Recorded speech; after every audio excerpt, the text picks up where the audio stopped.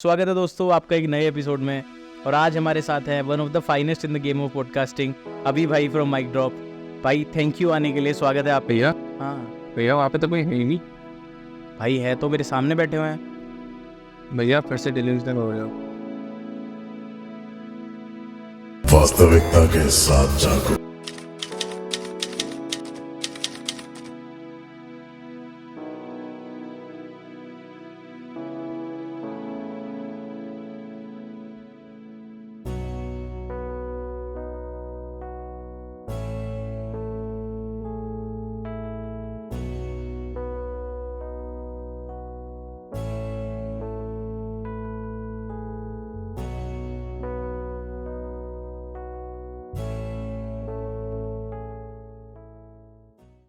Thank you भाई आने के लिए। आज आप यहाँ पे हैं ना, तो मेरे को आपसे कोई फॉर्मल पॉडकास्ट नहीं करना है, कोई आपसे फॉर्मल बातें नहीं करनी है, मेरे को बस अपने मन की बातें आपसे करनी है। और आज आप स्क्रीन पे दिखेंगे ना, तो लोगों को मैं दिखा पाऊंगा कि ये कोई डिल्यूजन नहीं है, आप सच में एग्जिस्ट करते हैं और आप मुझे हमेशा गाइड कर रहे होते हैं कि मेरे को कैसी चीज़ क्या करनी है।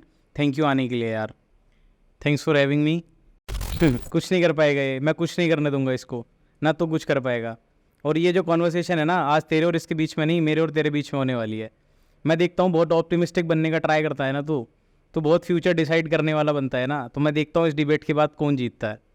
तुम ऑप्टिमिज्म की बातें करते हो और अपने आप को नेगेटिव पोर्ट्रे करते हो और फिर मुझसे डिबेट करने आते हो।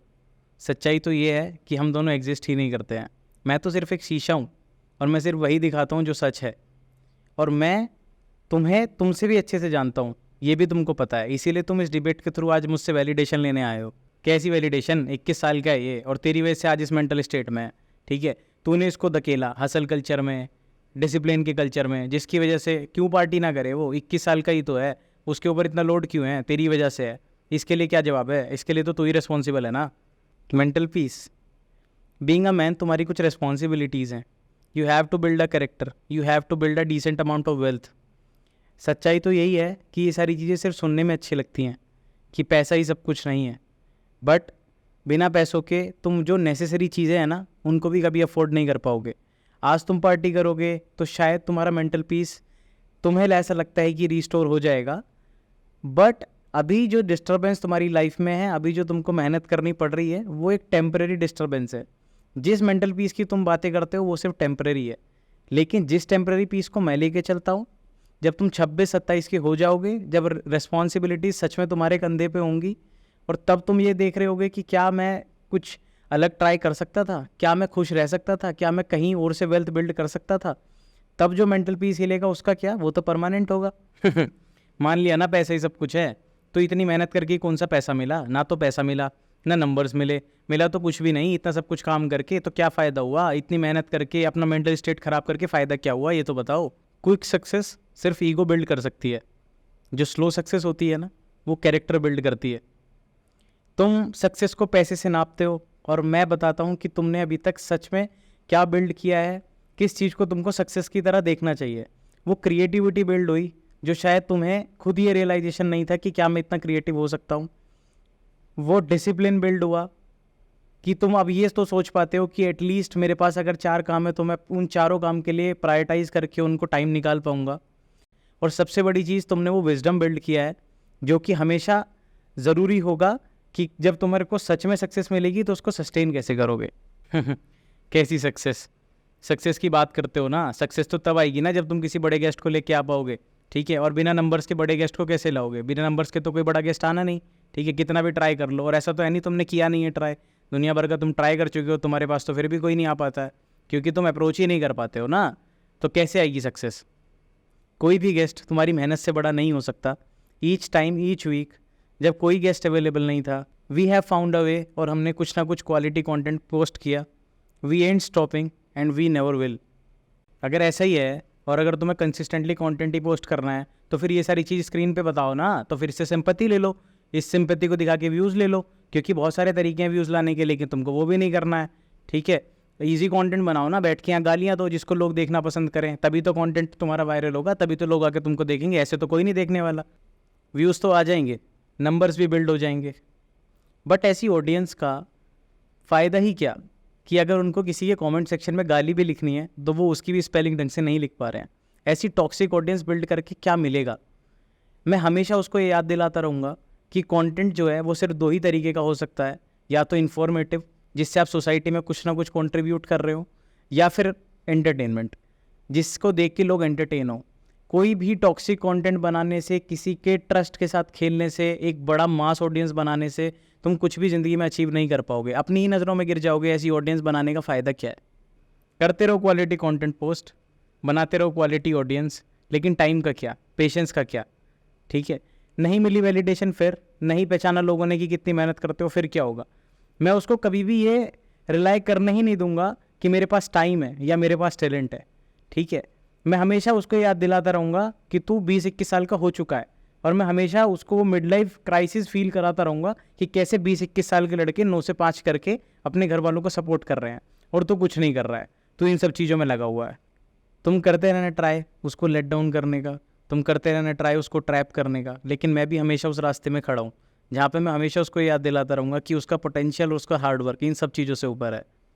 ये चैनल ग्रो भी करेगा, यहाँ बड़े गेस्ट भी आएंगे। और रही बात फैमिली को सपोर्ट करने की, तो उसने अभी तक इतना अपने आप को बिल्ड कर लिया है कि वर्स्ट केस सिनेरियोज़ में ये चीज़ें हम 2 दिन में बंद करके बाहर निकल जाएंगे अपनी फैमिली को सपोर्ट करने के लिए।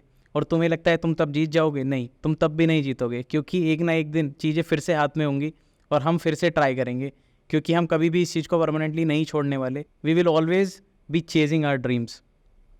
वैल्यू वैल्यू वैल्यू, क्या बनेगा, क्या मिलेगा इतने इंटेलेक्चुअल होके? हाँ, इतने इंटेलेक्चुअल हुए तुमने इतने एरोगेंस से काम किया, मिला क्या? तुम्हारा फ्रेंड सर्कल ज़ीरो हो चुका है।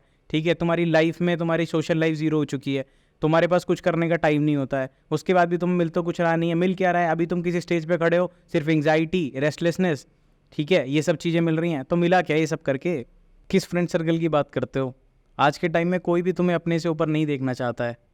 ऐसे फ्रेंड सर्कल की बात करते हो जहाँ पे 4 लोग बैठ के तुम्हारा पहले ट्रस्ट जीतते हैं, फिर तुम उनसे कुछ एक्सपेक्ट करते हो, फिर वो तुम्हारी ही एक्सपेक्टेशंस को तोड़ते हैं और फिर खुद ही विक्टिम प्ले करते हैं। ऐसे फ्रेंड सर्कल की बात करते हो। और जो लोग सच में तुम्हारी केयर करते हैं वो तो आज भी तुम्हारे साथ ही हैं, तो ये तो वैसे भी विन विन सिचुएशन है। तुम कुछ भी बोलते रहो, लेकिन रियलिटी तो मैं ही दिखाता हूँ। He is just a failure. उसके पास कॉन्वर्सेशन स्किल्स भी नहीं है और वो पॉडकास्टिंग करेगा। बड़ी बात बनाने से चैनल बड़ा नहीं हो जाता है। और मुझे हराने चले हो, मुझे कैसे हराओगे? अगर एक बारी को मुझे हरा भी लोगे तो परिस्थितियों को कैसे हराओगे? क्योंकि वो तो मैक्सिमम टाइम मेरे साथ ही होती हैं। कैसे फेलियर कंसिडर करते हो उसको कि वो कोई बहुत बड़ी ऑडियंस बाकी पॉडकास्टिंग चैनल्स की तरह नहीं बना पाया है इतने छोटे से टाइम पीरियड में? मेरे पास इसके लिए एक काउंटर है। मैं तुम्हें बताता हूँ कि उसने बिल्ड क्या किया है। ऐसे कॉम्पिटिटिव वर्ल्ड में, तुम कॉम्पिटिटिव वर्ल्ड की बात कर रहे हो बहुत देर से, जहाँ पे 90% लोग ये हिम्मत भी नहीं कर पाते हैं कि हमको अपने सपने के लिए कुछ ना कुछ करना चाहिए, हमको ये रैट रेस से बाहर निकल के एक कदम तो अपने सपनों के लिए आगे बढ़ाना चाहिए। उस कंपटीशन के बीच से उसने ये डिसीजन लिया कि मैं अपने ड्रीम्स को चेज़ करूँगा। दूसरी चीज़, जिस चीज़ को लेके वो सबसे ज़्यादा प्रेशर में रहता था, जिस चीज़ को लेके वो शायद सबसे ज़्यादा वीक था कि उसको सोशल एंग्जाइटी है या उसको स्टेज फियर है, उसने डट के उन चीज़ों का मुकाबला किया और लास्ट में ये डिसीजन लिया कि नहीं, मैं करियर इसी में बनाऊँगा और मैं लड़ूंगा और मैं लड़ता रहूँगा। पर्सनैलिटी, ऐसी 36 पर्सनैलिटी घूमती हैं जो अपने ड्रीम के लिए हार्ड वर्क कर रही हैं। ठीक है, और आज के टाइम में कंटेंट बनाने वाले लोग ना कंटेंट देखने वालों से ज़्यादा हैं। तो ऐसे कॉम्पिटिटिव वर्ल्ड में अगर मेहनत कर भी ली तो उस कंपटीशन को बीट कैसे करोगे? इसका जवाब है तुम्हारे पास। हम कॉम्पीट क्यों करेंगे? हम तो कोलैबोरेट करेंगे। इस कॉम्पिटिटिव वर्ल्ड में मैं तुम्हारी भाषा में जो फेलियर जिसको तुम बोलते हो कि हम एक नंबर्स को बिल्ड नहीं कर पाए, उसका जवाब दे देता हूँ कि अगर हम नंबर्स बिल्ड नहीं भी कर पाए तो हम एक नेटवर्क बिल्ड कर चुके होंगे। हम आने वाले टाइम में तभी वाले अभिषेक को देखेंगे तो उस टाइम पे वो अभिषेक कॉन्फिडेंट होगा, उसके अंदर कोई स्टेज फियर नहीं होगा, वो अपनी इंट्रोवर्ट पर्सनैलिटी को छोड़ के बहुत आगे निकल चुका होगा और उस टाइम पे तुम्हारी ऐसी पर्सनैलिटी के लिए उसकी लाइफ में कोई जगह नहीं होगी। भाई मेरे को नहीं करनी तुमसे बहस, ठीक है, लेकिन हाँ बस मैं इतना बता रहा हूँ कि मैं फिर से आऊँगा और मैं तुम्हें कभी जीतने नहीं दूंगा और ना मैं इसको कभी कुछ करने दूंगा। हम कुछ कर पाएंगे या नहीं कर पाएंगे ये तो टाइम बताएगा, और मैं कभी भी तुमको टेक ओवर नहीं करने दूंगा। मैं हमेशा उसके साथ रहूँगा और हमेशा उसको याद दिलाता रहूँगा कि माइंडसेट इज़ एवरीथिंग। और आप लोग यहाँ तक आए हैं सिर्फ यहाँ तक आने के लिए नहीं।